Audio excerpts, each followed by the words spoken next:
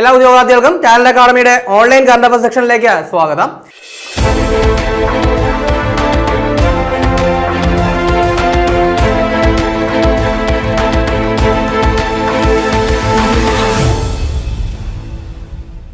ഇന്ന് നമ്മൾ ചർച്ച ചെയ്യാൻ പോകുന്നത് ഓഗസ്റ്റ് 16-17 തീയതികളിലെ പ്രധാന ആനുകാലിക വിഷയങ്ങൾ അവയുടെ അനുബന്ധങ്ങളുമാണ്. അപ്പൊ നമ്മൾ ക്ലാസ്സിലേക്ക് കിടക്കാം.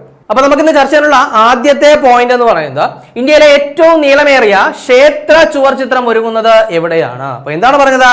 ഇന്ത്യയിലെ ഏറ്റവും നീളമേറിയ ക്ഷേത്ര ചുവർ ചിത്രം ഒരുങ്ങുന്നത് എവിടെയാണ്? അതായത് കതിരൂർ സൂര്യനാരായണ ക്ഷേത്രം. എവിടെയാണ്? കതിരൂർ സൂര്യനാരായണ ക്ഷേത്രത്തിലാണ് ഇന്ത്യയിലെ ഏറ്റവും നീളമേറിയ ക്ഷേത്ര ചുവർ ചിത്രം ഒരുങ്ങുന്നത് എന്നുള്ള കാര്യം ഓർക്കുക.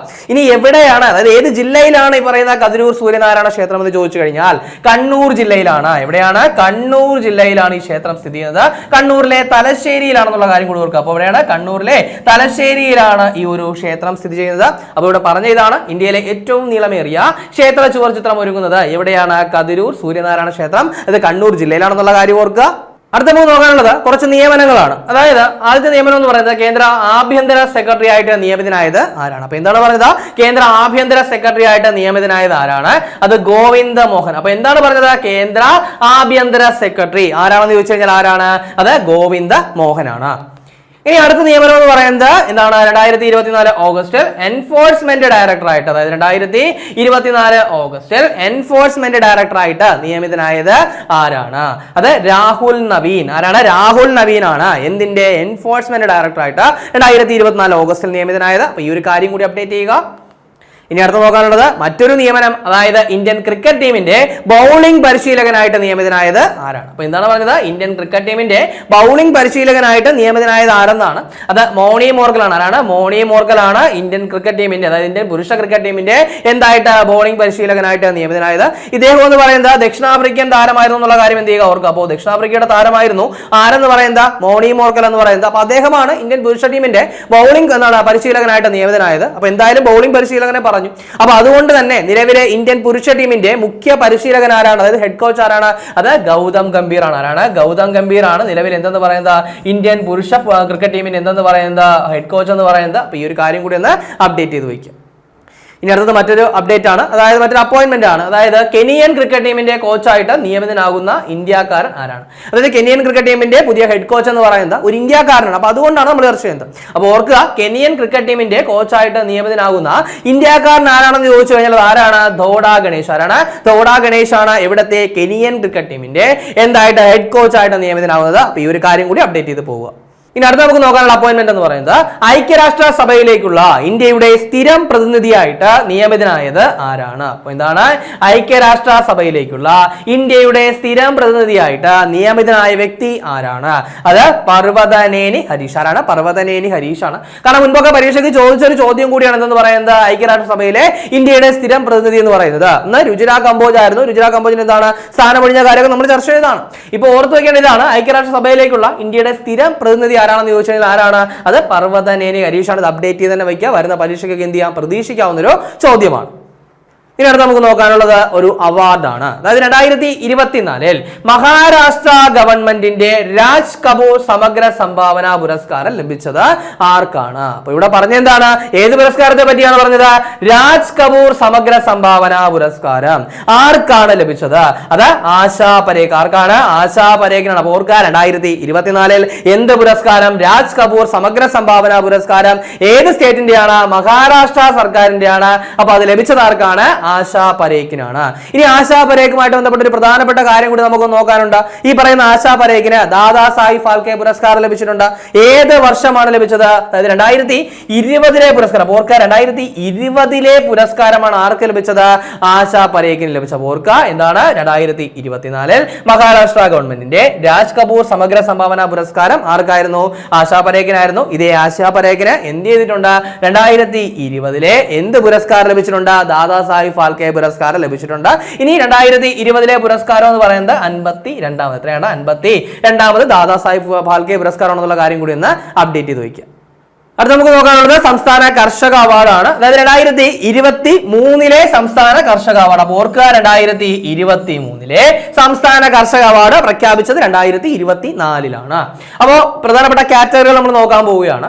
ആദ്യത്തെ കാറ്റഗറി എന്ന് പറയുന്നത് സിബി കല്ലിങ്കൽ സ്മാരക കർഷകോത്തമ അവാർഡ്. അപ്പൊ എന്താണ് സിബി കല്ലിങ്കൽ സ്മാരക കർഷകോത്തമ അവാർഡ്? ആർക്കാണെന്ന് ചോദിച്ചു കഴിഞ്ഞാൽ CD രവീന്ദ്രൻ നായർ. ആർക്കാണ്? CD രവീന്ദ്രൻ നായർക്കാണ് ഏത് പുരസ്കാരം? സിബി കല്ലിങ്കൽ സ്മാരക കർഷകോത്തമ അവാർഡ് ലഭിച്ചത്. ഇനി അടുത്തതോ കർഷക തിലകം. ഏതാണ്? കർഷക തിലകം എന്ന് പറയുന്ന കാറ്റഗറിയിൽ പുരസ്കാരം ലഭിച്ചത് ബിന്ദു കെ. ആർക്കാണ്? ബിന്ദു കെക്കാണ്. ഇനി അടുത്ത കാറ്റഗറി കെ വിശ്വനാഥൻ മെമ്മോറിയൽ നെൽക്കതിർ അവാർഡ്. അപ്പൊ ഇതാണ് കെ വിശ്വനാഥൻ മെമ്മോറിയൽ നെൽക്കതിർ അവാർഡ്. ഇത് ആർക്കാണ് പുരസ്കാരം എന്ന് ചോദിച്ചു കഴിഞ്ഞാൽ മാതങ്കോട് നെല്ലുൽപാദക പാടശേഖര സമിതിക്കാണ്. അപ്പൊ എന്താണ്? മാതങ്കോട് നെല്ലുൽപാദക പാടശേഖര സമിതിക്കാണ് ഏത് കാറ്റഗറിയിൽ പുരസ്കാരം ലഭിച്ചത്? കെ വിശ്വനാഥൻ മെമ്മോറിയൽ നെൽക്കതിർ അവാർഡ് ലഭിച്ചെന്നുള്ള കാര്യം ഓർക്കുക. ഇനി അടുത്ത കാറ്റഗറി എന്ന് പറയുന്നത് കേര കേസരി. ഏതാണ്? കേര കേസരി എന്ന് പറയുന്ന കാറ്റഗറിയാണ്. പുരസ്കാരം സുഷമ PT. ആർക്കാണ്? സുഷമ PTക്കാണ് പുരസ്കാരം. ഇനി അടുത്തത് ഏറ്റവും പ്രധാനമായിട്ട് നോട്ട് ചെയ്ത് വെക്കേണ്ട ഒരു കാറ്റഗറിയാണ് സി അച്യുത മേനോൻ അവാർഡ്. ഏതാണ്? C Achutha Menon award. നമ്മൾ അടുത്തിടെ ചർച്ച ചെയ്തിട്ടുണ്ടായിരുന്നു. 2024 എന്താണ് ഈ ഒരു കർഷക അവാർഡിലേക്ക് ഒരു 4 അവാർഡുകൾ കൂടി എന്ത് ചെയ്തിട്ടുണ്ടായിരുന്നു? ആഡ് ചെയ്തിട്ടുണ്ട്. പുതിയതായിട്ട് 4 അവാർഡുകൾ കൂടി ഉൾപ്പെടുത്തിയിട്ടുണ്ടായിരുന്നു. അപ്പൊ ആ 4 അവാർഡ് നമ്മൾ എന്ത് ചെയ്യണം? ഒന്ന് നോക്കി വെക്കണം. അതിൽ ആദ്യമാണെന്ന് പറയുന്നത് ഈ പറയുന്ന സി അച്യുത മേനോൻ അവാർഡ് 2024 എന്ത് ചെയ്തു? ഉൾപ്പെടുത്തിയതാണ്. അത് 2023 അവാർഡിന് വേണ്ടി ഉൾപ്പെടുത്തിയതാണ്. അപ്പോൾ പുരസ്കാരം ലഭിച്ചത് വൈക്കം ബ്ലോക്ക് പഞ്ചായത്തിനാണ്. അതായത് കാർഷിക മേഖലയിലെ മികച്ച പ്രകടനങ്ങൾക്കുള്ള തദ്ദേശ സ്ഥാപനങ്ങൾക്കുള്ള അവാർഡാണെന്ന് പറയുന്നത് സി അച്യുത മേനോൻ അവാർഡ്. അപ്പോൾ അത് ലഭിച്ചത് ആർക്കാണ്? വൈക്കം ബ്ലോക്ക് പഞ്ചായത്തിനാണ്. ഇനി അടുത്തത് MS സ്വാമിനാഥൻ അവാർഡ്. ഏതാണ്? MS Swaminathan award. അതായത് കൃഷിയിലെ ഗവേഷണത്തിനുള്ള പുരസ്കാരമാണെന്ന് പറയുന്നത് MS സ്വാമിനാഥൻ അവാർഡ് ലഭിച്ചത് A ലത. ആർക്കാണ്? A ലത. അപ്പോൾ ഈ ഒരു അവാർഡും ഈ വർഷം എന്ത് ചെയ്തത്? ഉൾപ്പെടുത്തിയതാണെന്നുള്ള കാര്യം ഓർക്കുക. ഇനി അടുത്തത് ട്രാൻസ്ജെൻഡർ പുരസ്കാരം ഈ വർഷം ഉൾപ്പെടുത്തിയതാണ്. അപ്പോൾ ഓർക്കുക, ട്രാൻസ്ജെൻഡർ അവാർഡ് ഈ വർഷം ഉൾപ്പെടുത്തിയതാണ്. അപ്പോൾ അത് ആർക്കാണെന്ന് ചോദിച്ചു കഴിഞ്ഞാൽ ശ്രാവന്തിക SP. ആർക്കാണ്? ശ്രാവന്തിക SP-ക്കാണ്. ഇനി ഈ വർഷം ഉൾപ്പെടുത്തിയ മറ്റൊരു അവാർഡ് കൂടിയുണ്ട്. അതായത് കൃഷി വകുപ്പിന്റെ പദ്ധതികൾ മികവോടെ നടപ്പിലാക്കിയ കൃഷിഭവനുള്ള അവാർഡ്. അപ്പൊ എന്താണ്? കൃഷി വകുപ്പിന്റെ പദ്ധതികൾ മികവോടെ നടപ്പിലാക്കിയ കൃഷിഭവനുള്ള അവാർഡും എന്ത് ചെയ്തു? ഈ വർഷം ഉൾപ്പെടുത്തിയാണെന്നുള്ള കാര്യം ഓർക്കുക. അത് പുതൂർ കൃഷിഭവൻ. ആർക്കാണ്? പുതൂർ കൃഷിഭവനാണ് പുരസ്കാരം. ഇനി അടുത്ത് നോക്കാനുള്ള അവാർഡ് എന്ന് പറയുന്നത് VV രാഘവൻ സ്മാരക അവാർഡ്. അപ്പൊ എന്താണ്? VV രാഘവൻ സ്മാരക അവാർഡ്. ഈ അവാർഡിനെ പറ്റി പറയുകയാണെങ്കിൽ കഴിഞ്ഞ വർഷം ഉൾപ്പെടുത്തിയ അവാർഡാണ് എന്തെന്ന് പറയുന്നത്? VV രാഘവൻ സ്മാരക അവാർഡ്. അതായത് എന്താണ്? കൃഷി മേഖലയിലെ മികച്ച പ്രവർത്തനം കാഴ്ചവെക്കുന്ന എന്താണ് കൃഷിഭവനുകൾക്കുള്ള എന്താണ് പുരസ്കാരമാണ് എന്ന് പറയുന്നത് VV രാഘവൻ സ്മാരക അവാർഡ് എന്ന് പറയുന്നത്. ഈ VV രാഘവൻ എന്ന് പറയുന്നത് മുൻപ് എന്തായിരുന്നു? കേരളത്തിന്റെ കൃഷി മന്ത്രിയായിരുന്നു എന്നുള്ള കാര്യം കൂടി ഒന്ന് അപ്ഡേറ്റ് ചെയ്ത് വയ്ക്കുക. അപ്പോൾ 2023 VV രാഘവൻ സ്മാരക അവാർഡ് ലഭിച്ചത് മീനങ്ങാടി കൃഷിഭവനാണ്. ആർക്കാണ്? മീനങ്ങാടി കൃഷിഭവനാണെന്ന് കൂടി എന്ത് ചെയ്യുക? ഒന്ന് ഓർത്തു പോവുക. അടുത്ത നമുക്ക് നോക്കാനുള്ള പോയിന്റ് എന്ന് പറയുന്നത് NI ആക്ട് പ്രകാരമുള്ള, അതായത് നെഗോഷ്യബിൾ ഇൻസ്ട്രുമെന്റ് ആക്ട് പ്രകാരമുള്ള കേസുകൾ പരിഗണിക്കുന്ന രാജ്യത്തെ ആദ്യ ഡിജിറ്റൽ കോടതി ആരംഭിക്കുന്നത് എവിടെയാണ്? അപ്പൊ എന്താണ് പറഞ്ഞത്? നെഗോഷ്യബിൾ ഇൻസ്ട്രുമെന്റ് ആക്ട് പ്രകാരമുള്ള കേസുകൾ പരിഗണിക്കുന്ന രാജ്യത്തെ ആദ്യത്തെ ഡിജിറ്റൽ കോടതി എവിടെയാണ്? അത് കൊല്ലത്താണ്. എവിടെയാണ്? കൊല്ലത്താണെന്നുള്ള കാര്യം ഓർക്കുക. ഈ ഒരു കൊല്ലം പറഞ്ഞത് കൊണ്ട് തന്നെ കൊല്ലവുമായി ബന്ധപ്പെട്ട ഒരു കാര്യം കൂടി നമ്മൾ എന്ത് ചെയ്യണം? ഒന്ന് ഓർത്തിരിക്കണം. അതായത് ഇന്ത്യയിൽ ആദ്യമായിട്ട് സമ്പൂർണ്ണ ഭരണഘടനാ സാക്ഷരത നേടിയ ജില്ല ഏതാണെന്ന് ചോദിച്ചു കഴിഞ്ഞാൽ അതും ഏത് തന്നെയാണ്? കൊല്ലം തന്നെയാണ്. അപ്പോൾ ഓർക്കുക, ഇന്ത്യയിൽ ആദ്യമായിട്ട് സമ്പൂർണ്ണ ഭരണഘടനാ സാക്ഷരത നേടിയ ജില്ല ഏതാണ്? കൊല്ലമാണ്. ഇനി അതുപോലെ തന്നെ കേരളത്തിൽ ആദ്യമായിട്ട് സമ്പൂർണ്ണ ഭരണഘടനാ സാക്ഷരത നേടിയ പഞ്ചായത്ത് ഏതാണെന്ന് ചോദിച്ചു കഴിഞ്ഞാൽ അതും കൊല്ലം ജില്ലയിലെ കുളത്തൂപ്പുഴയാണെന്നുള്ള കാര്യം കൂടി ഓർക്കുക. ഇപ്പോൾ നമ്മൾ ഇവിടെ ചർച്ച ചെയ്തതാണ് എന്താണ്? നെഗോഷ്യബിൾ ഇൻസ്ട്രുമെന്റ് ആക്ട് പ്രകാരമുള്ള കേസുകൾ പരിഗണിക്കുന്ന രാജ്യത്തെ ആദ്യത്തെ ഡിജിറ്റൽ കോടതി എവിടെയാണെന്ന് ചോദിച്ചു കഴിഞ്ഞാൽ എവിടെയാണ്? കൊല്ലം ജില്ലയിലാണ്. ഇനി നമുക്ക് നോക്കാനുള്ളത് ഒഡീഷയുമായി ബന്ധപ്പെട്ട ഒരു കാര്യമാണ്. അതായത് സ്വകാര്യ സർക്കാർ മേഖലകളിൽ ജോലി ചെയ്യുന്ന സ്ത്രീകൾക്ക് ഒരു ദിവസം ആർത്തവ അവധി പ്രഖ്യാപിച്ച സംസ്ഥാനം ഏതാണ്? അപ്പൊ എന്താണ് പറഞ്ഞത്? സ്വകാര്യ മേഖലയും അതുപോലെ തന്നെ സർക്കാർ മേഖലകളിലും എന്താണ് ജോലി ചെയ്യുന്ന സ്ത്രീകൾക്ക് ഒരു ദിവസം ആർത്തവ അവധി പ്രഖ്യാപിച്ച സംസ്ഥാനം ഏതാണ്?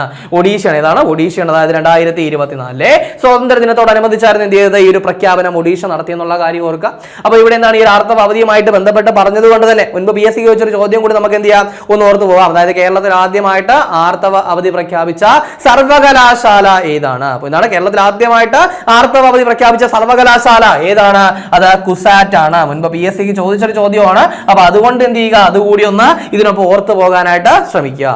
ഇനി അടുത്ത് നമുക്ക് നോക്കാനുള്ളത് വനിതാ കമ്മീഷനുമായിട്ട് ഒരു കാര്യമാണ്. അതായത് 2024 ഓഗസ്റ്റിൽ ദേശീയ വനിതാ കമ്മീഷൻ അംഗത്വം രാജിവെച്ചത് ആരാണ്? അപ്പൊ എന്താണ് 2024 ഓഗസ്റ്റിൽ ദേശീയ വനിതാ കമ്മീഷൻ അംഗത്വം രാജിവെച്ചത് ആരാണ്? അത് ഖുശ്ബു ആണ്. ആരാണ്? തമിഴ് ചലച്ചിത്ര നടിയായിട്ടുള്ള ഖുശ്ബു എന്ത് ചെയ്തിട്ടുണ്ടായിരുന്നു? ദേശീയ വനിതാ കമ്മീഷന്റെ ഒരു അംഗമായിരുന്നു. പക്ഷെ എന്ത് ചെയ്തിരിക്കുകയാണ്? അവരിപ്പോ എന്ത് ചെയ്തിരിക്കുന്നു? ആ ഒരു അംഗത്വം രാജിവെച്ചിരിക്കണം. അപ്പോൾ ഒരു കാര്യമായിട്ട് തന്നെ അപ്ഡേറ്റ് ചെയ്യുക. ഇനി ഇതിനൊപ്പം തന്നെ ഓർത്തു പോകേണ്ട കാര്യം എന്ന് പറയുന്നത് ദേശീയ വനിതാ കമ്മീഷന്റെ അധ്യക്ഷയായിട്ടിരുന്ന എന്താണ് രേഖാ ശർമ്മയുടെ കാലാവധി കഴിഞ്ഞതിനെ തുടർന്ന് അവർ എന്ത് ചെയ്തു? സ്ഥാനം ഒഴിഞ്ഞിരുന്നു. അപ്പോൾ നമ്മൾ ചർച്ച ചെയ്തതാണ്. ഇനി പുതിയ അധ്യക്ഷ വരുന്ന സമയം നമുക്ക് എന്ത് ചെയ്യാം? അത് അപ്ഡേറ്റ് ചെയ്ത് പോവാം.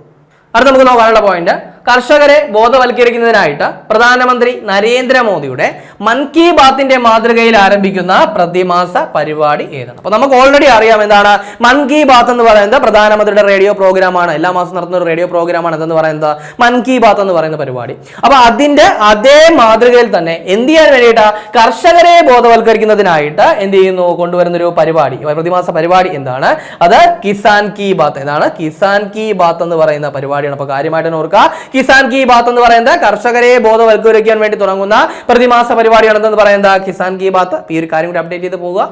അടുത്ത നമുക്ക് നോക്കാനുള്ളത് ഏറ്റവും പ്രധാനപ്പെട്ട ഒരു അപ്ഡേറ്റ് ആണ്. അതായത് നമ്മൾ ഓൾറെഡി തന്നെ അപ്ഡേറ്റ് ചെയ്തൊരു കാര്യം ഉണ്ടായിരുന്നു. അതായത് റാംസർ സൈറ്റുകളുടെ എണ്ണം നമ്മൾ ഓൾറെഡി അപ്ഡേറ്റ് ചെയ്തതാണ്. അതായത് ഈ വർഷം തുടക്കത്തിൽ തന്നെ നമ്മൾ അപ്ഡേറ്റ് ചെയ്തിട്ടുണ്ടായിരുന്നു. എന്താണ് 5 എണ്ണം വന്നപ്പോൾ എന്ത് ചെയ്തു? 80 എന്ന് അപ്ഡേറ്റ് ചെയ്തു. അതിനുശേഷം എന്ത് ചെയ്തിട്ടുണ്ടായിരുന്നു? ജൂണിൽ ഒരു 2 എണ്ണം കൂടി വന്നു, 82 ആയി. ഇപ്പൊ എന്ത് ചെയ്തിരിക്കുകയാണ്? ഒരു 3 എണ്ണം കൂടി. അപ്പൊ അങ്ങനെ ആകെ എന്ത് ചെയ്തിരിക്കുകയാണ്? 85 ആയിരിക്കുകയാണ്. അപ്പൊ ആദ്യമേ തന്നെ അപ്ഡേറ്റ് ചെയ്യുക. നിലവിൽ എന്താണ് 2024 ഓഗസ്റ്റിലെ റിപ്പോർട്ടുകൾ പ്രകാരം നിലവിൽ എത്ര റാംസർ സൈറ്റുകളാണെന്ന് ചോദിച്ചു കഴിഞ്ഞാൽ 85 റാംസർ സൈറ്റുകളാണ് ഇന്ത്യയിലുള്ളത്. അപ്പൊ അങ്ങനെയാണെങ്കിൽ 2024 ഓഗസ്റ്റ് മാസത്തിൽ റാംസർ സൈറ്റിലേക്ക് ഉൾപ്പെടുത്തപ്പെട്ട ആ സ്ഥലങ്ങൾ ഏതൊക്കെയാണെന്നാണ് നമ്മൾ ചർച്ച ചെയ്യാൻ പോകുന്നത്. അപ്പൊ നമുക്ക് നോക്കാം. ഒരെണ്ണം എന്ന് പറയുന്നത് നഞ്ചരായൻ പക്ഷി സങ്കേതം. ഏതാണ്? നഞ്ചരായൻ പക്ഷി സങ്കേതം. ഏത് സംസ്ഥാനത്തിലാണെന്ന് ചോദിച്ചു കഴിഞ്ഞാൽ തമിഴ്നാടാണ്. എവിടെയാണ്? തമിഴ്നാടാണ്. ഒരു പക്ഷേ ചോദ്യം ഇങ്ങനെയാവാം, 2024 റാംസർ സൈറ്റിലേക്ക് ഉൾപ്പെടുത്തപ്പെട്ട നഞ്ചരായൻ പക്ഷി സങ്കേതം ഏത് സ്റ്റേറ്റിലാണ്? തമിഴ്നാട്ടിലാണ്. ഇനി അതുപോലെ തന്നെ കഴുവേലി പക്ഷി സങ്കേതം. ഏതാണ്? കഴുവേലി പക്ഷി സങ്കേതം. ഇതും എവിടെ തന്നെയാണ്? തമിഴ്നാട്ടിൽ തന്നെയാണ്. അപ്പോൾ ആദ്യമേ തന്നെ ഓർക്കുക, എന്താണ് ഇന്ത്യയിൽ ഏറ്റവും കൂടുതൽ റാംസർ സൈറ്റുകൾ ഉള്ള സംസ്ഥാനം ഏതാണെന്ന് ചോദിച്ചു കഴിഞ്ഞാൽ ഏതാണ്? തമിഴ്നാടാണ്. അപ്പൊ ഏതൊക്കെയാണ് പറഞ്ഞത്? നഞ്ചരായൻ പക്ഷി സങ്കേതം, കഴുവേലി പക്ഷി സങ്കേതം എവിടെയാണ്? തമിഴ്നാടിലാണ്.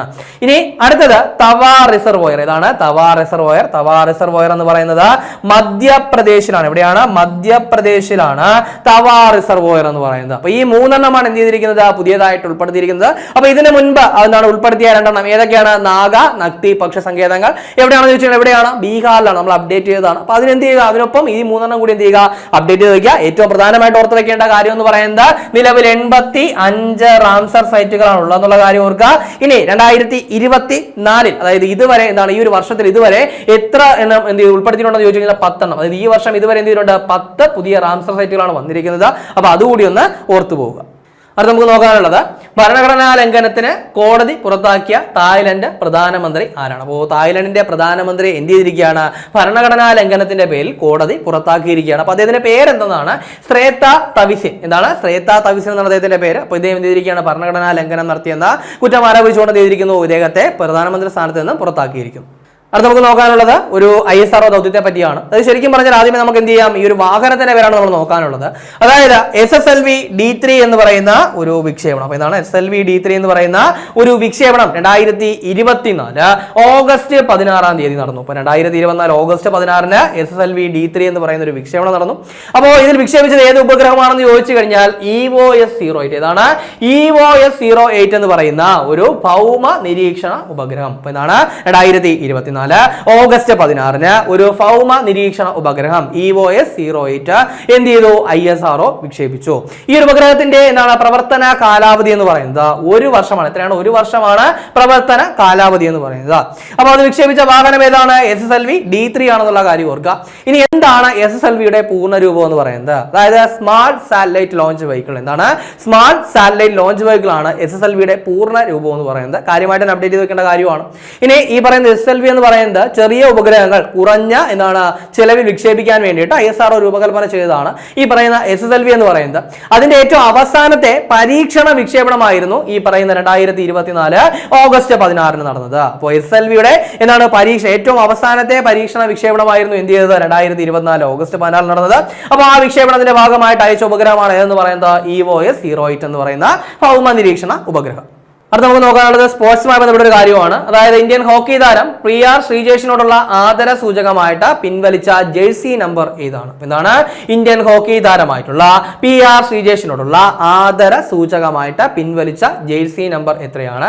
അത് 16. അല്ലെങ്കിൽ ഇങ്ങനെ ഓർത്തു വയ്ക്കുക, PR ശ്രീജേഷിന്റെ ജേഴ്സി നമ്പർ എത്രയാണ്? അത് 16 ആണ്. അപ്പൊ ഈ ഒരു കാര്യം ഓർക്കുക. ഇത് ആദ്യമായിട്ടല്ല എന്ന് ഒരു താരത്തിന്റെ ജേഴ്സി നമ്പർ എന്ത് ചെയ്യുന്നത് ഇനി ആർക്കും നൽകില്ല എന്നുള്ള രീതിയിൽ പിൻവലിക്കുന്നത്. ഇതിനു മുൻപ് നടന്നിട്ടുണ്ട്. അതായത് ഇന്ത്യൻ ക്രിക്കറ്റ് ടീമിൽ തന്നെ എന്തിട്ടുണ്ട് 2 ജേഴ്സി നമ്പറുകൾ. അതായത് ഒന്നെന്ന് പറയുന്നത് 10. അപ്പോൾ 10 എന്ന് പറയുമ്പോൾ നമുക്കറിയാം ആരുടെ ജേഴ്സി നമ്പറാണ് 10 എന്ന് പറയുന്നത്? സച്ചിൻ ടെണ്ടുൽക്കറിന്റെ ജേഴ്സി നമ്പറാണ് 10 എന്ന് പറയുന്നത്. ഇനി അതുപോലെ തന്നെ 7 അതാരുടെയാണ്? മഹേന്ദ്ര സിംഗ് ധോണിയുടെ എന്താണ് ജേഴ്സി നമ്പറാണ് 7 എന്ന് പറയുന്നത്. ഈ 2 ജേഴ്സി നമ്പറുകൾ ഇനി ആർക്കും നൽകില്ലെന്ന് ഓൾറെഡി തന്നെ എന്ത് ചെയ്തിട്ടുണ്ടായിരുന്നു? ഇന്ത്യൻ ക്രിക്കറ്റ് ബോർഡ് തീരുമാനം എടുത്തിട്ടുണ്ടായിരുന്നു. അപ്പോൾ അത്തരത്തിൽ എന്ത് ചെയ്തിരിക്കുകയാണ്? PR ശ്രീജേഷിനോടുള്ള ആദര സൂചകമായിട്ട് 16 നമ്പർ ജേഴ്സിയും എന്ത് ചെയ്തിരിക്കുന്നു? പിൻവലിച്ചിരിക്കുകയാണ്. അപ്പോൾ ഈ കാര്യമായിട്ട് തന്നെ ഓർക്കുക. ഇനി എന്തായാലും PR ശ്രീജേഷ് പറഞ്ഞു. അപ്പോൾ അതുകൊണ്ട് തന്നെ ഇദ്ദേഹവുമായിട്ട് ബന്ധപ്പെട്ട ഏറ്റവും പ്രധാനപ്പെട്ട 2 കാര്യങ്ങൾ ഓർത്തു വെച്ചിരിക്കണം. ഒന്നെന്ന് പറയുന്നത് ഇദ്ദേഹത്തിന് ഖേൽ രത്ന പുരസ്കാരം ലഭിച്ച വർഷമാണ് 2021. എന്നാണ് 2021 PR ശ്രീജേഷിന് എന്ത് ചെയ്തിട്ടുണ്ട്? ഖേൽ രത്ന പുരസ്കാരം ലഭിച്ചിട്ടുണ്ട് എന്നുള്ള കാര്യം എന്ത് ചെയ്യുക? അപ്ഡേറ്റ് ചെയ്ത് വയ്ക്കുക. അതുപോലെ തന്നെ 2 ഒളിമ്പിക് മെഡലുകൾ നേടിയിട്ടുണ്ട്. അപ്പോൾ 2 ഒളിമ്പിക് മെഡലുകൾ നേടി ആദ്യം മലയാളിയാണ് ആരെന്ന് പറയുന്നത്? PR ശ്രീജേഷ് എന്ന് പറയുന്നത്. അതുകൊണ്ട് തന്നെ കാര്യമായിട്ട് ഓർക്കുക. ഏതൊക്കെ ഒളിമ്പിക്സ് ആണെന്ന് ചോദിച്ചു കഴിഞ്ഞാൽ 2020 ടോക്കിയോ ഒളിമ്പിക്സ്. അപ്പോൾ 2020 ടോക്കിയോ ഒളിമ്പിക്സ് പ്രത്യേകിച്ച് പറയേണ്ട ആവശ്യമില്ല, 2020 ആണ്. പക്ഷേ 2021 നടന്നത്.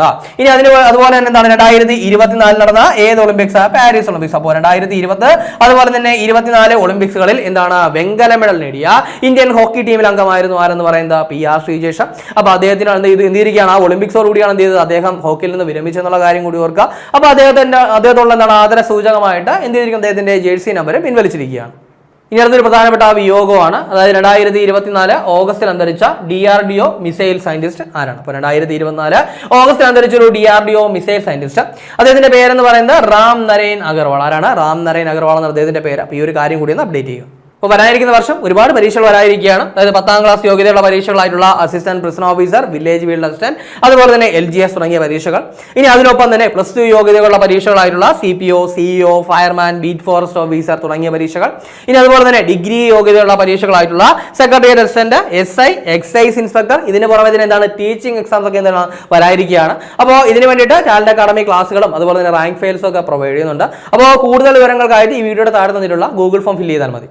അപ്പോൾ നമുക്ക് ചർച്ചാ പോയിന്റ് ഒന്നുകൂടി നോക്കാം. ആദ്യം നമ്മൾ പറഞ്ഞ എന്തായിരുന്നു? ഇന്ത്യയിലെ ഏറ്റവും നീളമേറിയ ക്ഷേത്ര ചുവർച്ചിത്രം ഒരുങ്ങുന്നത് എവിടെയാണെന്ന് പറഞ്ഞു. ഏത് ജില്ലയിലാണ്? കണ്ണൂർ ജില്ലയിലാണ്. ഏത് ക്ഷേത്രം? കതിരൂർ സൂര്യനാരായണ ക്ഷേത്രം. അപ്പോൾ ഓർത്തു വയ്ക്കുക. ഇനി അതിനുശേഷം കുറെ നിയമനങ്ങൾ പറഞ്ഞു. എന്തൊക്കെയാണ് പറഞ്ഞത്? ഒന്ന്, പുതിയ ആഭ്യന്തര സെക്രട്ടറി, കേന്ദ്ര ആഭ്യന്തര സെക്രട്ടറി ആരാണെന്ന് പറഞ്ഞു. ആരാണ്? ഗോവിന്ദ് മോഹനാണ്. ഇനി അതുപോലെ തന്നെ പുതിയ എൻഫോഴ്സ്മെന്റ് ഡയറക്ടർ ആരാണെന്ന് പറഞ്ഞു. ആരാണ്? രാഹുൽ നവീനാണ്. ഇനി അതിനുശേഷം പറഞ്ഞ എന്താണ്? ഇന്ത്യൻ ക്രിക്കറ്റ് ടീമിന്റെ ബൗളിംഗ് പരിശീലകൻ, മുഖ്യ പരിശീലകനല്ല, ബൗളിംഗ് പരിശീലകൻ ആരാണ്? അത് മോണി മോർക്കലാണ്. മുഖ്യ പരിശീലകൻ ആരാണ്? ഗൗതം ഗംഭീറാണ്.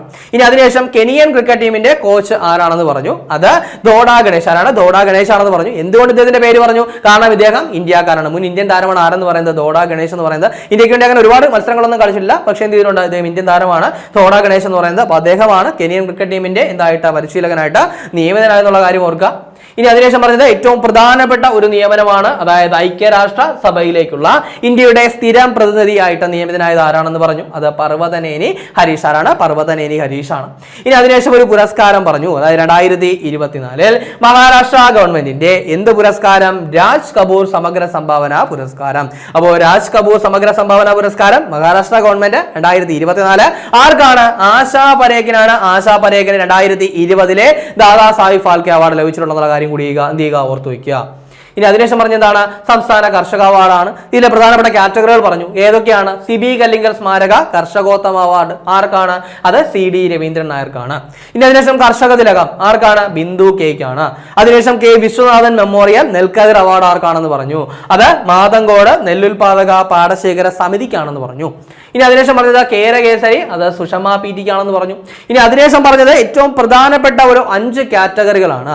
ഏതൊക്കെയാണെന്ന് ചോദിച്ചു കഴിഞ്ഞാൽ ഈ വർഷം പ്രഖ്യാപിച്ച 4 കാറ്റഗറി കാറ്റഗറികളും കഴിഞ്ഞ വർഷത്തെ ഒരു കാറ്റഗറിയും. അപ്പൊ അതുകൊണ്ട് തന്നെ കാര്യമായിട്ട് അപ്ഡേറ്റ് ചെയ്യുക. അപ്പൊ ഈ വർഷം പ്രഖ്യാപിച്ച ഏറ്റവും പ്രധാനപ്പെട്ട ഒരു കാറ്റഗറിയാണ് സി അച്യുതമേനോൻ അവാർഡ്. അത് ആർക്കാണ് ലഭിച്ചത്? വൈക്കം ബ്ലോക്ക് പഞ്ചായത്തിനാണ്. ഇനി എന്തിനാണ് സി അച്യുതമേനോൻ അവാർഡ് നൽകുന്നത്? അതായത് കാർഷിക മേഖലയിലെ മികച്ച പ്രവർത്തനങ്ങൾ കാഴ്ചവെക്കുന്ന തദ്ദേശ സ്വയംഭരണ സ്ഥാപനങ്ങൾക്കാണ് സി അച്യുതമേനോൻ അവാർഡ് നൽകുന്നുള്ള കാര്യം ഓർത്തു വയ്ക്കുക. അപ്പൊ അങ്ങനെയാണെങ്കിൽ 2024 സി അച്യുതമേനോന്റെ പ്രതിമ സ്ഥാപിതമായത് എവിടെയാണ്? അത് തിരുവനന്തപുരത്താണ്. എവിടെയാണ്? തിരുവനന്തപുരത്താണെന്നുള്ള കാര്യം കൂടി അപ്ഡേറ്റ് ചെയ്യുക.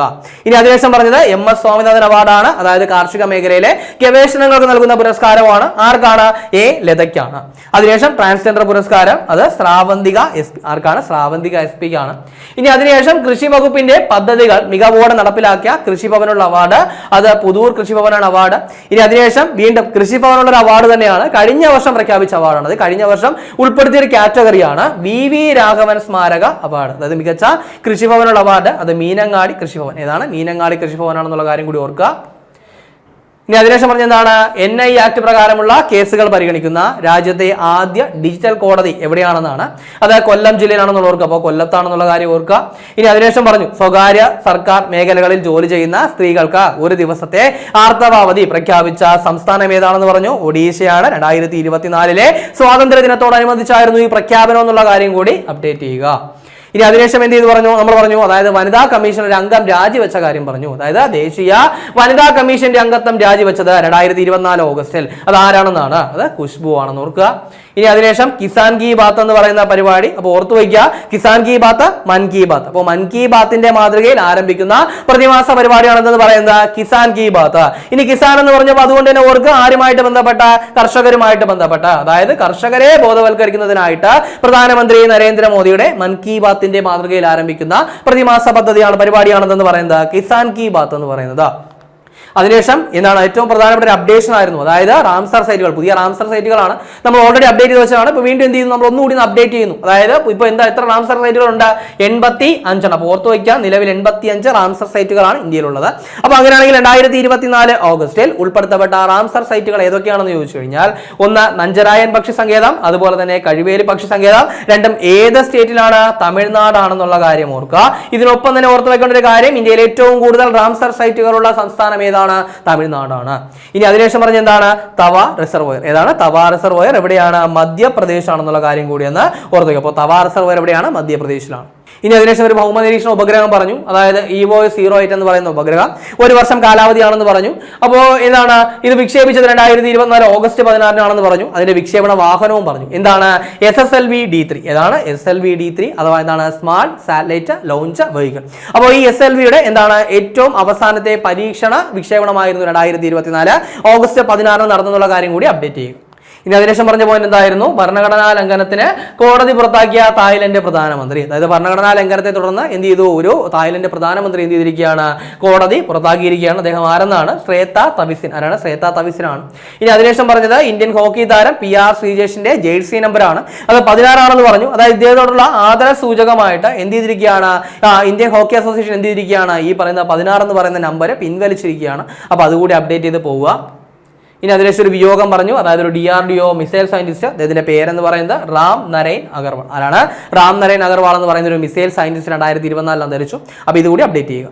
കഴിഞ്ഞ ക്ലാസ്സുമായി ബന്ധപ്പെട്ട 2 ചോദ്യങ്ങൾ നൽകുകയാണ്. അതിന്റെ ഉത്തരം കൂടി കമന്റ് ചെയ്യുക. ആദ്യത്തെ ചോദ്യം, കൃഷി വകുപ്പ് യോഗങ്ങൾ ലൈവായിട്ട് സംപ്രേഷണം ചെയ്യാൻ തുടക്കമിടുന്ന പദ്ധതി ഏതാണ്? അപ്പോൾ ഓപ്ഷൻ എ കതിർ, B വിളവ്, C നെല്ല്, ഓപ്ഷൻ D വെളിച്ചം. അപ്പോൾ ഇതിന്റെ ശരി ഉത്തരം കമന്റ് ചെയ്യുക. രണ്ടാമത്തെ ചോദ്യം, അടുത്തിടെ നിജുത് മൊയ്ന സ്കീം ആരംഭിച്ച സംസ്ഥാനം ഏതെന്നാണ് ചോദ്യം? Option A Assam, B Uttar Pradesh, C Rajasthan, option D Gujarat. അപ്പോൾ ഇതിന്റെ ശരി ഉത്തരം കൂടി കമന്റ് ചെയ്യുക. ഇനി കഴിഞ്ഞ ക്ലാസ് നൽകിയിരുന്ന 2 ചോദ്യങ്ങളുടെ ഉത്തരം കൂടി നോക്കാം. ആദ്യത്തെ ചോദ്യം, ആർദ്ര കേരളം പുരസ്കാരം 2022-23 മികച്ച കോർപ്പറേഷനുള്ള പുരസ്കാരം നേടിയത് ഏത് കോർപ്പറേഷൻ എന്നാണ്? Option A Kozhikode, B Kollam, C Kochi, option D Thiruvananthapuram. അപ്പോൾ ഇതിന്റെ ശരി ഉത്തരം ഏതാണ്? ഓപ്ഷൻ D ആണ്, തിരുവനന്തപുരമാണ് മികച്ച കോർപ്പറേഷനുള്ള പുരസ്കാരം നേടിയെന്നുള്ള കാര്യം ഓർക്കുക. രണ്ടാമത്തെ ചോദ്യം, 2024 ഓഗസ്റ്റിൽ 75ാം വാർഷികം ആചരിച്ച ഇന്ത്യൻ കറൻസി ഏതാണെന്നാണ്. അപ്പോൾ ഓപ്ഷൻ എ 10 രൂപ, B 100 രൂപ, C 5 രൂപ, ഓപ്ഷൻ D 1 രൂപ. അപ്പോൾ ഇതിന്റെ ശരി ഉത്തരം ഏതാണ്? ഓപ്ഷൻ D ആണ്, 1 രൂപയാണ് എന്ത് ചെയ്തത്? 2024 ഓഗസ്റ്റിൽ എത്രാം വാർഷികം? 75ാം വാർഷികം ആചരിച്ചത്. അപ്പോൾ ഈ ഒരു കാര്യം അപ്ഡേറ്റ് ചെയ്യുക. അപ്പോൾ നമ്മൾ ചർച്ച ചെയ്ത ചോദ്യങ്ങളും അതിന്റെ ഉത്തരങ്ങളും അതുപോലെ ചർച്ച ചെയ്ത പോയിന്റുകളും മനസ്സിലായെന്ന് വിചാരിക്കുന്നു. വളരെ കാര്യമായിട്ട് നല്ലതുപോലെ തന്നെ ഡെയിലി കറണ്ട് അപ്ഡേറ്റ് ചെയ്ത് തന്നെ പോവുക, നല്ലപോലെ വർക്ക് ചെയ്യുക, എത്രയും പെട്ടെന്ന് ഒരു ജോലി നേടിയെടുക്കുക. ഓഗസ്റ്റ് 16, 17 തീയതികളിലെ പ്രധാന ആനുകാലിക വിഷയങ്ങളാണ് നമ്മൾ ചർച്ച ചെയ്ത് കഴിഞ്ഞത്. അപ്പോൾ ചർച്ച ചെയ്ത പോയിന്റുകളൊക്കെ മനസ്സിലായെന്ന് വിചാരിക്കുന്നു. അപ്പോൾ മറ്റൊരു ക്ലാസ്സുമായി നമുക്ക് അടുത്ത ദിവസം കാണാം.